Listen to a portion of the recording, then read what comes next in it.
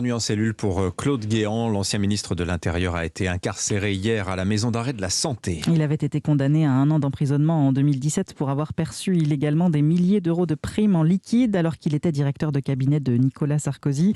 Resté libre pour raison de santé, il devait s'acquitter d'une amende qu'il n'a pas payée dans les temps. À 76 ans, il a donc été placé en détention hier. Mais dans quelles conditions? Les explications de William Molinier. Claude Guéant a intégré directement le quartier VIP, une partie de la prison totalement étanche du reste de la population carcérale.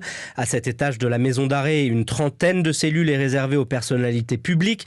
D'abord et avant tout pour leur propre sécurité et éviter qu'elles ne soient mélangées aux autres détenus. Les prisonniers y sont seuls dans leur cellule de 9 mètres carrés. Il s'y trouve un lit, des toilettes, une douche, une petite cuisine. Les rondes des surveillants sont plus régulières que dans le reste de la maison d'arrêt. Claude Guéant peut bénéficier d'un abonnement à la télévision, il peut téléphoner, mais uniquement à certains numéros qu'il a préenregistrés. D'ailleurs, sa ligne est sur écoute. Il a le droit d'aller à la bibliothèque et sortir en promenade, uniquement avec les détenus qui se trouvent à son étage.